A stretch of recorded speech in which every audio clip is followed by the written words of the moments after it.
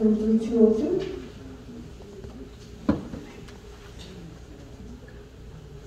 Người kế tiếp phát biểu có cái email là Phâ x hay là h52@gmail.com.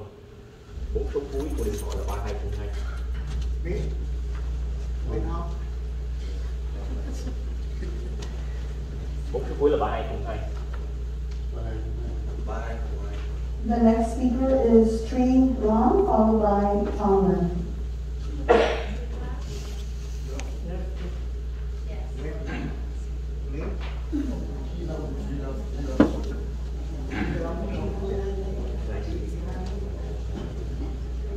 Người kế tiếp phát biểu là Trí Lâm.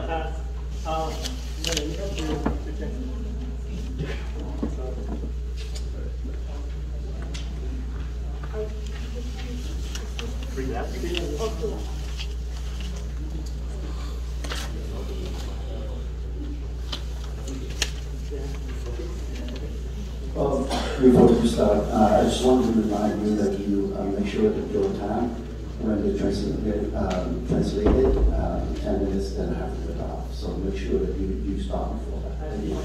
Thank you. Ông thị trưởng nói là tôi muốn nhắc nhở là trong thời giờ của bạn với lại người công việc là 50 phút sau đó thì On the occasion of the Lunar New Year, I would like to wish all of you as well as your families và mong rằng sau cuộc họp này quý vị có thể rút ra ít nhiều của những ý kiến đóng góp của người dân Westminster để có thể thành lập hoặc để có thể build một cái thành phố Westminster vững mạnh hơn và tốt đẹp hơn. So I hope that after today's night meeting, you would learn from the comments of the residents here, so that you could, based on that, and build a more prosperous and better city. Tôi tên là Trí Long, tôi là cựu quân nhân của chiến tranh Iraq, với hai thời của tổng thống Bush và tổng thống Obama.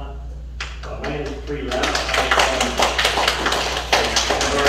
Both Iraq war under President Bush and then President Obama.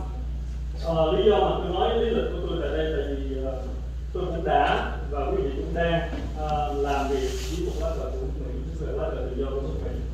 So the reason I brought up my military background was because I served under the American flag as well as what you are doing right now, serving under the American flag.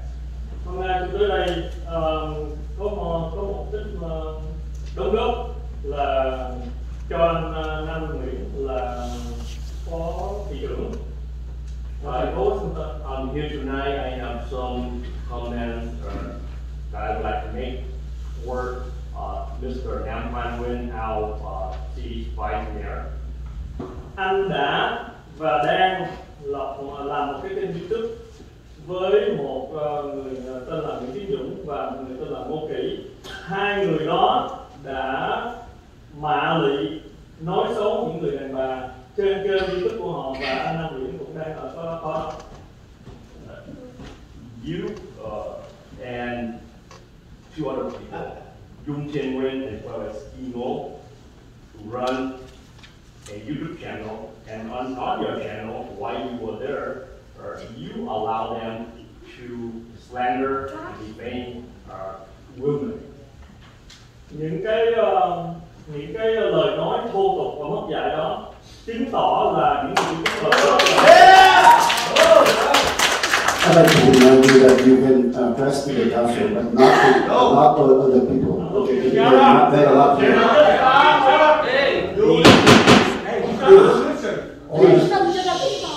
Order these crude and profane city We voted for you. You listen to the people. Please, it's a tough. You are meeting. Okay, You said not interrupt. You said I did interrupt because of the. Please, I would like to ask for quiet so that we can address the council, please. Please. Xin quý vị giữ im lặng để anh Trí đây có thể phát biểu trước. Tôi đề nghị ông thị trưởng phải nghe lời dịch của anh thông dịch viên trước, sau khi đó anh mới nói được. Tại vì bây giờ tôi đang nói anh thị trưởng I propose that the mayor allow the interpreter to complete this interpretation before you make your comment or interrupting us. You understand Vietnamese, do you?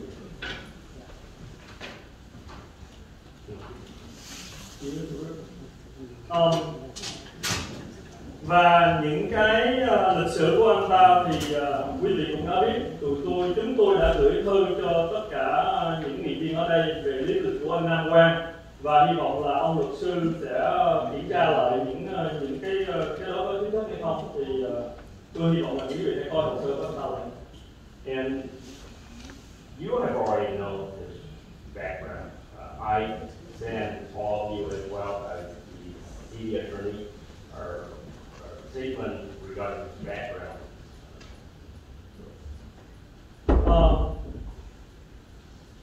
Anh Nam Quang là người đại diện cho thành phố Westminster nói chung và cộng đồng Việt nói riêng. Mr. Nam Quan Nguyen represent the city of Westminster and also the Vietnamese community. Tôi nghĩ ông thị trưởng nên phải xấu hổ vì có một thành viên như vậy, vì vừa ông ta là người đại diện cho ông đi ra ngoài đường phố. I think Mr. Mayor should feel ashamed to have such a member, a council member, and a community member like that, representing the city and the community when he acts like that in public. Tại vì một thành viên của mình mà làm những việc xấu thì người chỉ huy phải có trách nhiệm. So when a member did something that's not proper, then his leader or the one in command should bear responsibility for being accountable. Còn nữa, anh Nam Quang đã để trên cái status của Facebook của anh ta đó, là những con khỉ đấu tranh cho tự do ở thành phố Westminster, có nghĩa là tôi nghĩ là những con khỉ là ám chỉ những người speaker ở đây. And Mr. Nam Quan Nguyen has on his Facebook status talked about monkey fighting for freedom in the city of Westminster. I think he was referring to the residents who are making comment here.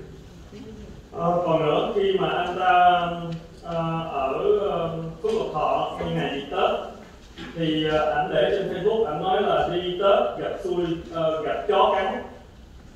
So he also posts on his Facebook that when he was at the Asian Garden Mall on the occasion of the pet, he was unlucky in that he ran into and was bitten by a dog. Trong cái lúc đó thì chúng tôi đã coi cái video của ảnh trên YouTube, chỉ có một cái lúc là chị anh cãi lộn với một người dân tên là anh Mai, thì không hiểu là có thể là anh ám chỉ anh Mai là một con chó cắn ảnh. And so we looked on his YouTube. The only occasion we saw that he was at the Asian Garden Mall was when he had a ruckus with a resident named Mike. And so if he was talking about that, then he would be referring to our resident Mike as a dog.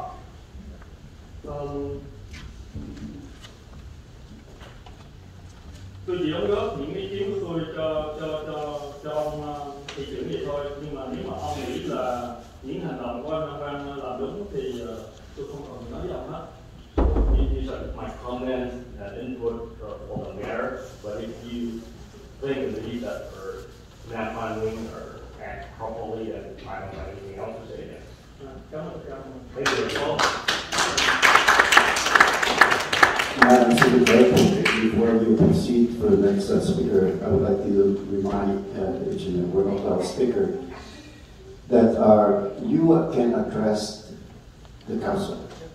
And if you address the council with the evidence to back up, I have no problem with that.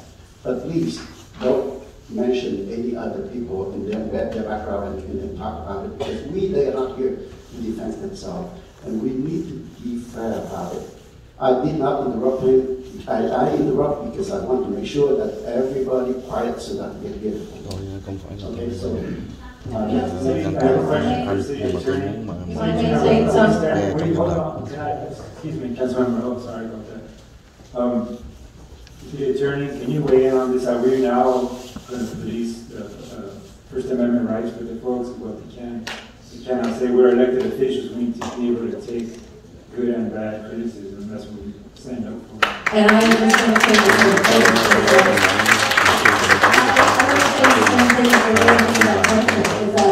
since when do they, the speakers or the public, have to come up with evidence? You certainly don't, when you talk about people, you don't come up with evidence. And in this public forum, we have never done that. So let's not start something that is wrong. Start up something that is wrong. I disagree. And if the city attorney tells me that they can do that, I will make sure we look into this, and you're going to see some consequences, because I can tell you that is wrong.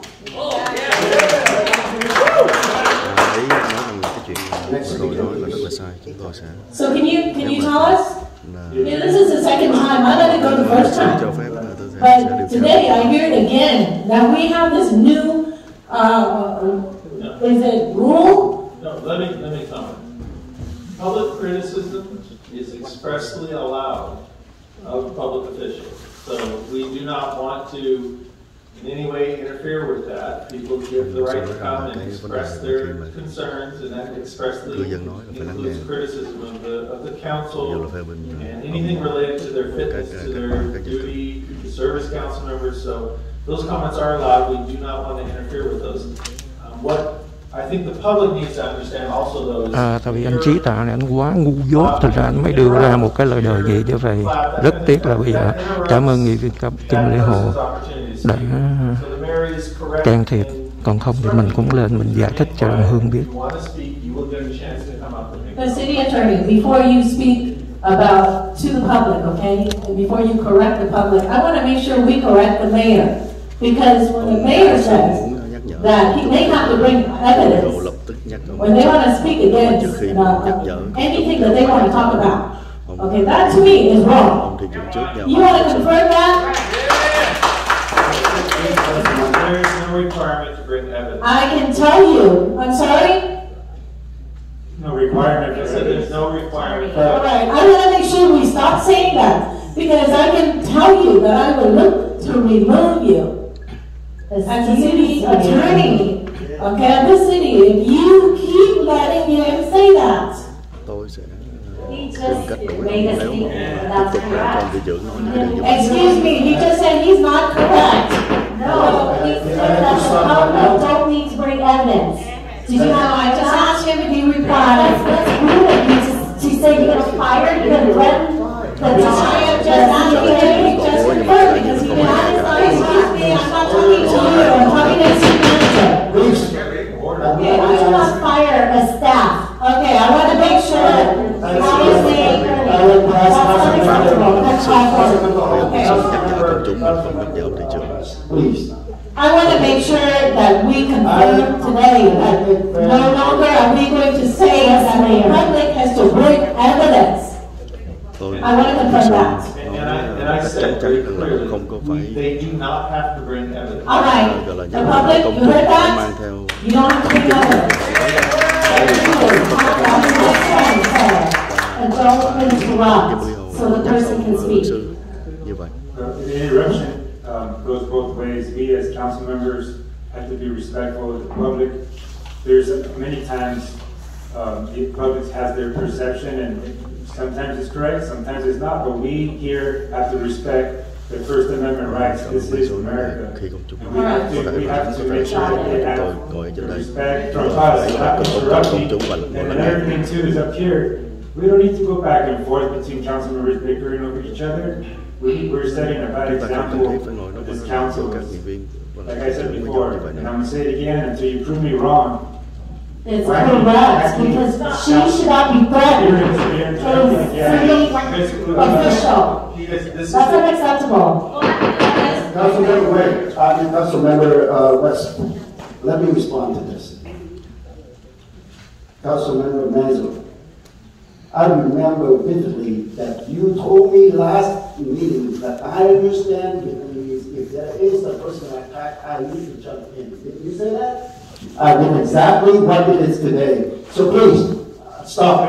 There's no more of this. Please, call for the next Mayor, excuse me. We need to stop it where the discussion is happening here. We need to get back to public We need comment. to get back to the Please call the next but I don't have the privilege. I'm You can do it later, but I right have now, to say something. I earned the right to say something. please. I don't have the. Bây giờ thì coi như là gần như When the translator translated what the speaker said.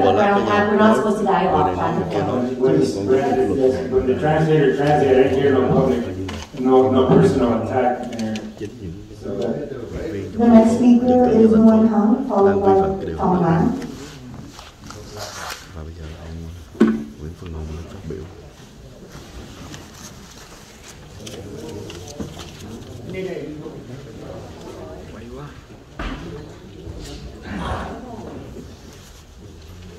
Don't comment. I already gave you a copy for everybody here.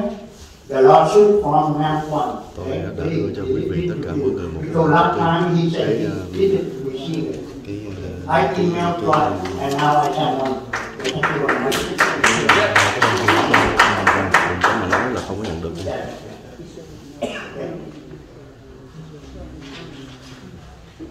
Ladies and gentlemen, Happy New Year everybody. Xin chúc mừng năm mới mọi người.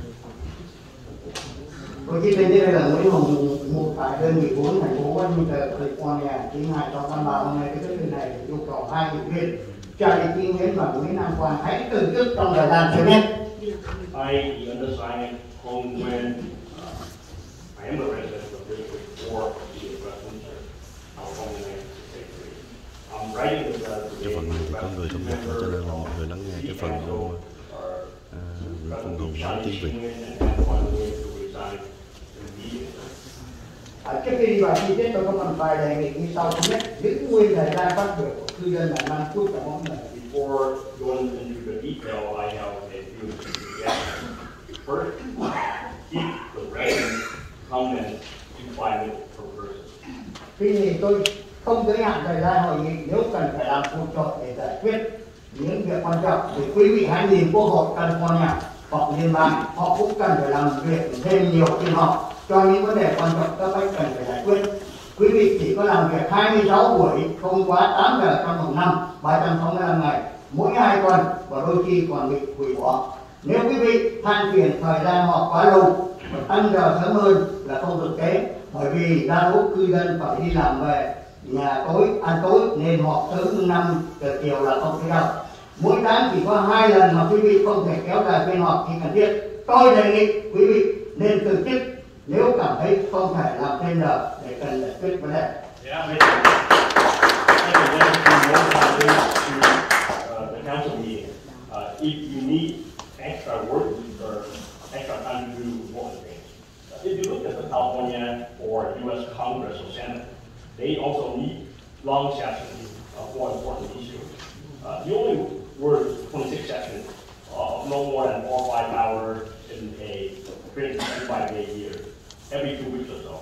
And sometimes it gets canceled too.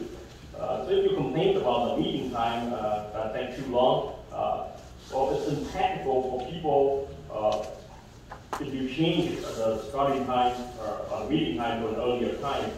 Most residents of our city have to go to work, come home, have dinner, so meeting time, starting our meeting time at 5 p.m. is not appropriate. There are only 2 times a month, and so if you don't think you can work a long session, then I propose that you resign from the council. Thứ ba, nghị viên không được bỏ ra ngoài trong lúc cư dân đang phát biểu. Công việc của quý vị là lắng nghe nguyện vọng của chúng tôi.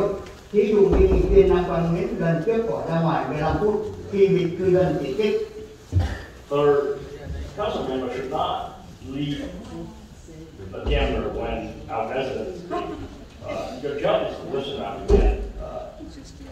Now, Quang Nguyễn, for example, left for 15 minutes at the last meeting when he was criticized by the president. Thứ tư, nghị viên nên có thái độ và tư thế đứng đắn khi cư dân phát biểu, không nên quay ghế hay đong đưa có vẻ thờ ơ và không quan tâm khi bất cứ ai phát biểu như thị trưởng Stalin hay đã từng làm. Third, council members should have a proper attitude and posture when residents speak. You should not be swaying or rocking in your chair or feel indifferent or disinterest when people speak, like Mayor Charlie Nguyen did last night. Thị trưởng Charlie Nguyen nên học theo cách xử sự chuyên nghiệp như người tiền nhiệm là thị trưởng Chí Tạc, thay vì đôi co với những người phát biểu và gõ búa không cần thiết. The Mayor Charlie Nguyen should learn to behave professionally, or like your predecessor, Mayor Chí Tạc, instead of arguing with the speaker and unnecessarily hammering her. Cả hai nghị viên Nguyễn, tức là Charlie Nguyễn và Nam Văn Nguyễn, nên đi học lớp dạy cách điều hành và quản lý, nhất là cần trau dồi thêm cái hành văn, vì chính người Việt Nam trẻ trong cộng đồng đã nói với tôi, the both of you speak broken English. Both council member Nguyen and Nguyen should take an orientation class on how to run and react how to run the city and how to react when people come in. And also you need to improve your speaking style because the young people in our community have criticized that both Nguyen speak with broken English. Now the lawyer speaking. Luật sư thành phố không nên ngắt lời cư dân khi phát biểu. Chức vụ luật sư là cố vấn của thành phố tránh những vi phạm pháp luật. Nếu cần chỉ nên góp ý sau khi cư dân phát biểu. Đồng ý, ông được các nghị viên mới nên ông cần phải bảo vệ họ. Nhưng ông không có quyền cố vấn hay ngăn chặn chúng tôi. Nếu cần ông vẫn có thể đưa chúng tôi ra tòa nếu có sự chấp phạm. Trong chương trình nghị sự của thành phố có hướng dẫn cho mọi người luật lệ khi phát biểu.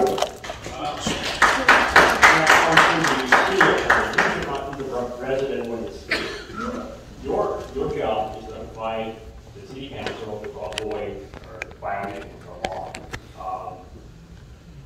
You are employed by the city council and you need to protect them, but you have no other power besides apply. So you should not stop us. And if you think that we did something wrong, you can take us to court. Or the city agenda already set out provide guidelines for people to address the council properly. Về thị trưởng Charlie Nguyễn, ông là người nói láo. Lần trước ông trả lời cư dân Lâm Thạch, ông không nhận được bản án của tòa về phó thị trưởng Nam Quang Nguyễn. Ngày hôm nay tôi đã làm copy cho em mỗi người và tất cả mọi người đều nhận được 2 lần email và email đã báo cho tôi biết rằng ông đã nhận được một email ngày 14 tháng 12 năm 2022 và một trong máy điện toán cho tôi biết. Ông cũng nhận được, tại sao ông lại nói là ông không nhận được? Ông là một người công giáo, you are Catholic, nhưng ông vi phạm điều răn thứ 8. Ngày 12 tháng Giêng năm 2023 tôi đã gửi lại một lần nữa. Ông nhận được email chưa? Đừng nói láo là ông chưa nhận được. Trừ khi ông không biết tiếng Anh. You speak, open your mind, open your eyes, Mayor. Listen to me. President, ông bảo ai muốn biết bằng cấp của ông thì lên trường đại học Cambridge. Và khi cảnh sát dừng ông là tội vi phạm như không. Police hỏi rằng bằng lái xe của ông bảo đi đây nhiệm gì mà lấy. I show you. Here, here's my job. You say you work at Northrop? Okay. Mayor Chung Chi-Win, you are a liar when you answer our resident answer last night. You said that you did not receive the court judgment regarding Mayor Vice Mayor Nam Quang Nguyen. I sent all members of the council. I sent that email on December 14th, and it was confirmed that everyone on the council got it. So why are you lying? You are a Catholic. When you wrote the 8th amendment, I sent that again on January 12, 2023. Did you receive it? Don't lie. Don't say that you did not receive it unless you cannot read English. And I assume you are free at Long Beach State. You told people who want to find out whether you have a degree or not at Long Beach State, they could go there. Well, when police stop you for a traffic violation, are you going to tell them, and after the driver license, are you going to tell them to go to the DMV and see if you have a driver license? This is not truck, okay? I work in not truck. Don't rely on me. This is here at truck. This is not truck recommendation. This is PW. You say you don't have it, how come I have it? Okay? Show me. I am police, I asked you. Driver license, you told me go to DMV, go to get it. You talk to the kid. I have more than what on my time, you are I want to talk to. You go back right time. I talk about you. Good job. Did you recognize it? Say, look, say no. Look, say no. You want to read it? Time's up. The next speaker is Tom Lam.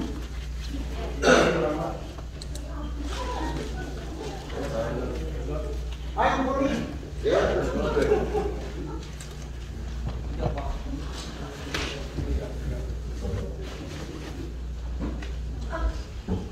Trước hết tôi kính chào hội đồng thành phố Westminster ha. First of all, my sincere greeting to the City Council of the City of Westminster. Thứ gì tôi xin cảm ơn ông Carlos và bà Kim Chi Hồ hôm nay dám nói tiếng coi như cho được sự công bằng cho người dân của chúng tôi. Thanks our council member Carl Manzo and Steve Leopold for bringing justice and fairness to the voice of our residents today. Tôi cũng nói là thưa với ông luật sư. I would like to address our city attorney. Ông Hùng Nguyễn đã nói rồi, nhưng tôi hôm nay tôi vẫn nói tiếp là ông nên coi như là đừng bao giờ chĩa vô cái bản họng của chúng tôi. Even though Mr. Ông Nguyen has already said it, I'm going to say it again. I'm going to ask that you, as the attorney, do not come in and interrupt us. Giờ đây tôi xin thưa Phó Thị trưởng Nam Quang Nguyễn.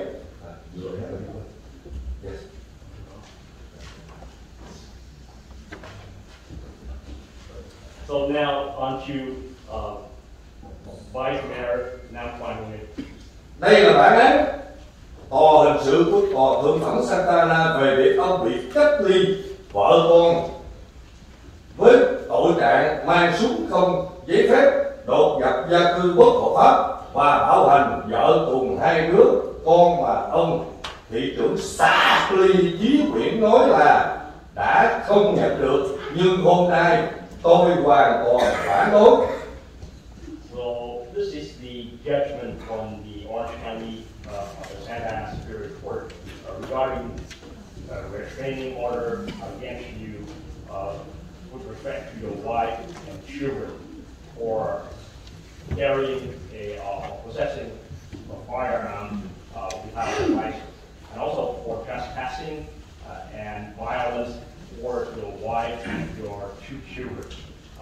And these are documents or the judgment that Mayor Charlie Chin claimed that he did not receive. I'm going to show that that's the wrong thing. Các ông thị trưởng Sở Lê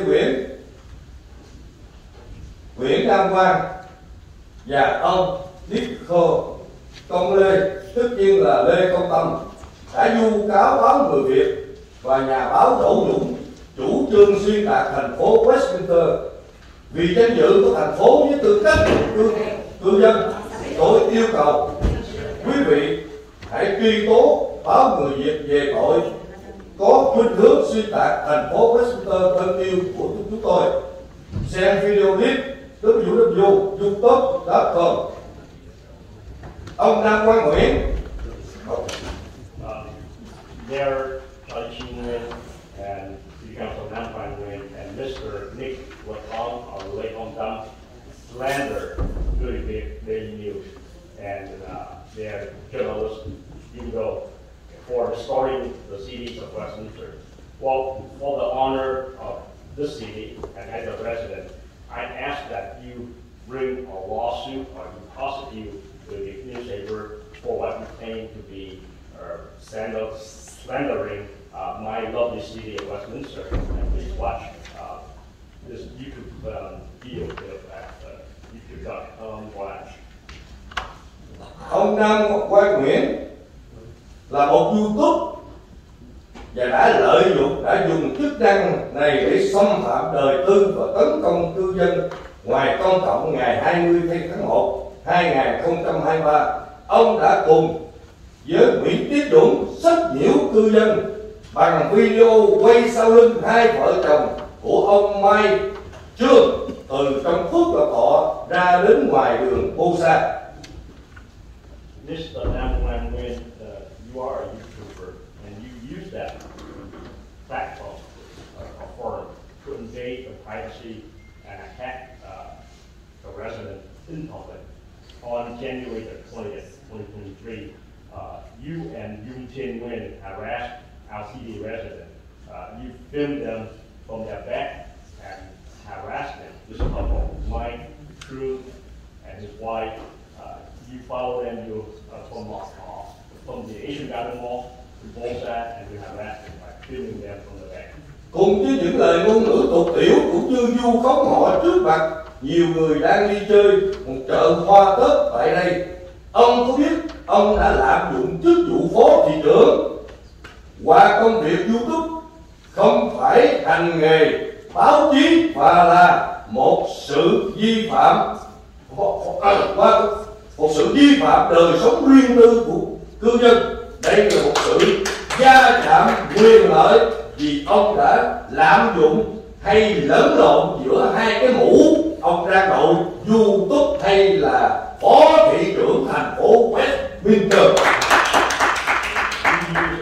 Language or in front of a crowd. There were a lot of people at the pet flower market there. You abused your position as vice mayor. Are you a vice mayor or are you a YouTuber? You are not acting as a journalist when you violate the privacy of our residents. And I think there's a conflict of interest here because you are wearing 2 different hats. Are you a YouTuber or are you a Westminster City Council member? Một phó thị trưởng không thể cãi nhau hay kéo theo thành viên và một băng đảng để nhục mạ người khác ngoài công cộng. Như vậy, tôi hỏi hội đồng thành phố và luật sư cũng như tổng quản trị, cái người Phạm Nam Quang Nguyễn này có xứng đáng là phó thị trưởng của quý vị hay không? Tôi đề nghị hãy từ chức tên Nguyễn Nam Quang này. Yeah.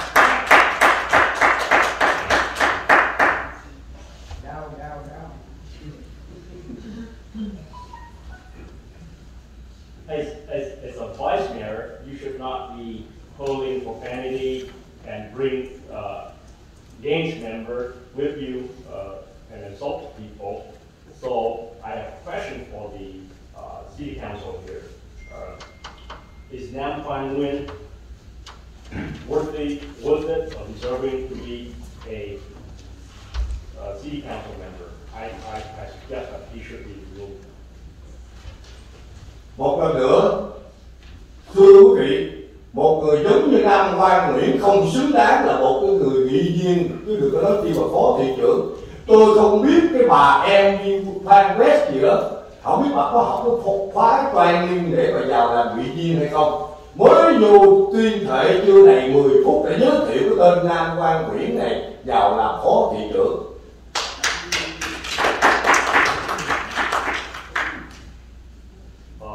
I don't think Nam Quang Nguyen deserves to be our vice mayor. I don't know if council member Amy Phan West have gone through the orientation on how to act and how to become a city council member, because just 10 minutes after being a city council member, she voted or recommended that Nam Quang Nguyen be our vice mayor. Lời cuối, một lần nữa tôi đề nghị ông Nam Quang Nguyễn hãy từ chức đi, đừng để cho người dân bị phẫn nộ tiếp tục. Cuối cùng, tôi xin chúc quý hội đồng cũng như quý vị có mặt ngày hôm nay được nhiều sức khỏe, an khang, thịnh vượng. Xin chào. Thank you. Once again, I ask that Nam Quang Nguyen resign from the council, and as to the entire city council, I would like to wish all of you a new year with good health and prosperity. Thank you. Yeah. The next speaker is Mike Trump, followed by Robert Person.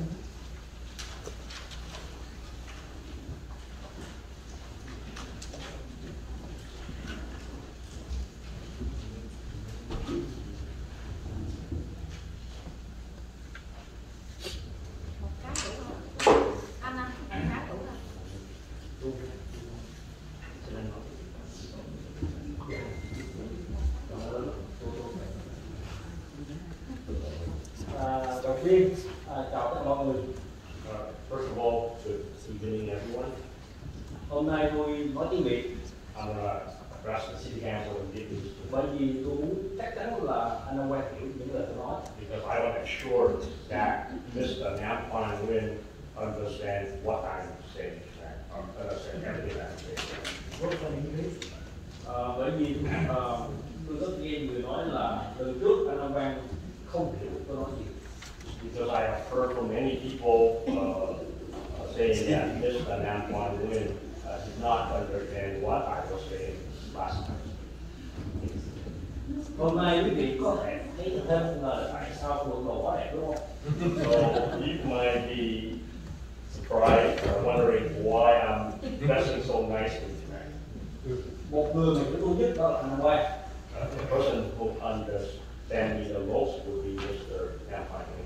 Tôi nghĩ thế là không phải vui, cái này không phải trò cười được. Cái này điều phí mà. I don't think this is a joke. I think this is an insult. Lần trước chúng tôi lên đây, Nam Quang đã lên mạng và xưng danh là phó thị trưởng thành phố Westminster. The last time I was here, Nam Quang went on the internet and introduced himself as the vice mayor of the city of Westminster. Và cười đùa chúng tôi là phải ăn bận đầu vest của Nam Quang. And he laughed at us. He said that we should dress or wear a suit like himself.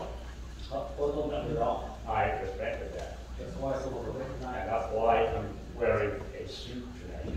Từ hôm nay, tôi chắc chắn là anh Nam Quang sẽ không hiểu lầm như tôi nói. And so I think from this time on, from this meeting on, Mr. Nam Quang Nguyen will not have a problem understanding what I say. Tôi lên đây có một vài thứ gì nói. Đầu tiên là tôi giống như mọi người ở đây thì yêu cầu anh Nam Quang từ trước càng sớm không. I am here, I have a few things to share, but the first thing I'd like to say, like many here, I want Mr. Nam Quang Nguyen to resign as soon as possible. Thứ hai, tôi lên đây, tôi cho thành phố biết và thông báo thành phố biết là Nam Quang đang tấn công mã lệnh tôi với chức vụ là phó thị trưởng thành phố Westminster. Yeah, I'm here tonight because I want to let the city know, and I also want to give the city notice that Nam Quang Nguyen, as a vice mayor, as a city vice mayor, is attacking and defaming me. Tôi là một thương gia. I am a business person. Tôi đang thưa người partner của Nam Quang. I am suing Nam Quang Nguyen's media partner. Và cái kê đang là ở appeal, bên đó appeal. And that case is on appeal, or is being appealed by their side. Tôi lên đây với tính chất xây dựng và tôi không muốn là một cái gây mất cho thành phố Westminster. I am here, or I want to contribute. Possibly, I do not want to cause problems or trouble for the city of Westminster. Là thành phố phải ra biện pháp hay là một cái gì đó để ngăn cản Nam Quang tiếp tục mà lại ủy bán gia đình chúng tôi với danh nghĩa là phó thị trưởng. I want the city to have some measure to prevent Nam Quang Nguyen from attacking and defaming my family as the vice mayor of the city. Những gì đã xảy ra tôi có thể tha thứ nếu bắt ngày từ hôm nay mà Nam Quang còn tiếp tục mà liệt chúng tôi phải để tên thành phố Westminster với là người bị cáo. I can forgive and let go what had happened, but from tonight on, if Nam Quang Nguyen continue to attack and defame us in this position as the vice mayor, then bỏ tên thành phố như tôi thư viện. Then I would name the city of Westminster as a defendant in my lawsuit. Điều tôi muốn làm. That's something that I do not want to do. Sau đây tôi sẽ đưa những vài bằng chứng. So I have some evidence I would like to present here. Mới ngày hôm qua, just as recent as last night, Nam Quang tuyên bố cô là phó thị trưởng thành phố Westminster. Nam Quang announced that he's the vice mayor of the city of Westminster. Trên cái channel của him là bạn quảng cáo bán thuốc nhuộm tóc. On his channel, talking hair coloring và dùng tên của người ta cũng sẽ mà lại là cười.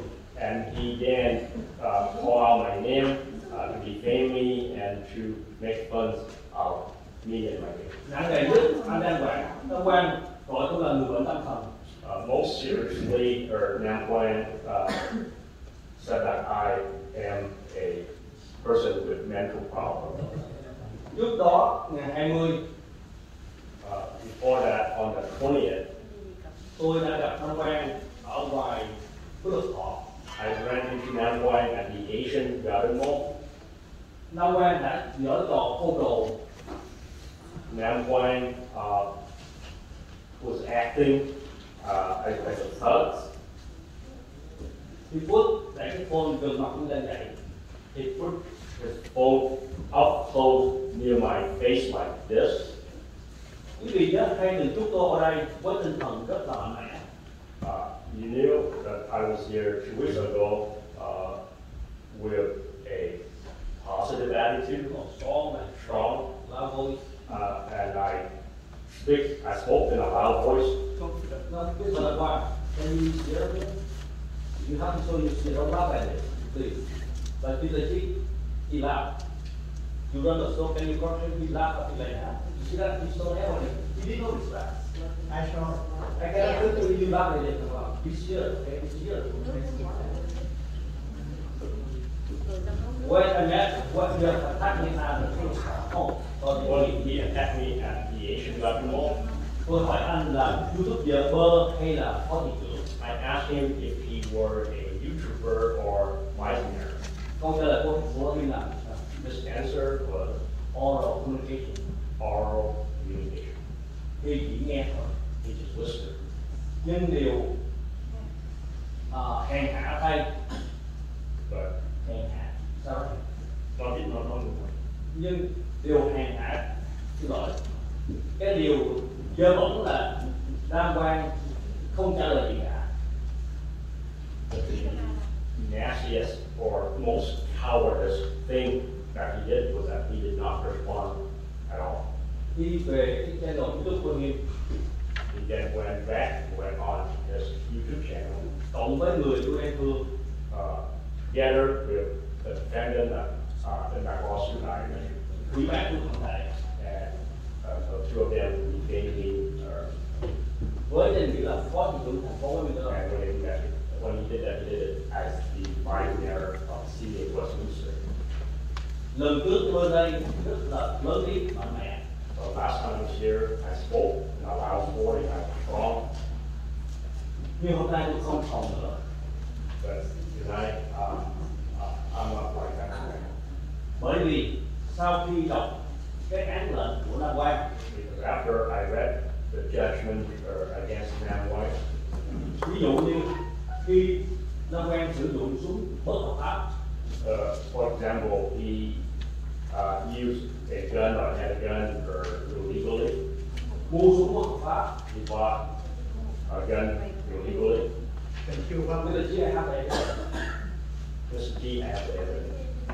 và dùng súng để đe dọa vợ của Hiên. And he used a gun to threaten his wife. Thì đơn giản nghĩ rằng Nam Quang đối xử với vợ như vậy, thì đối với tôi cũng thích hơn.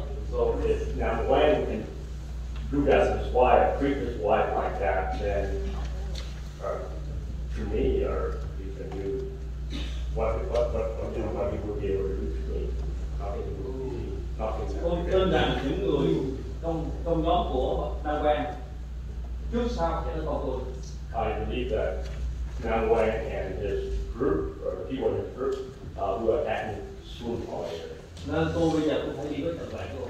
So now I have a bodyguard to accompany me. Hôm nay tại thành phố. Tonight. Time's up.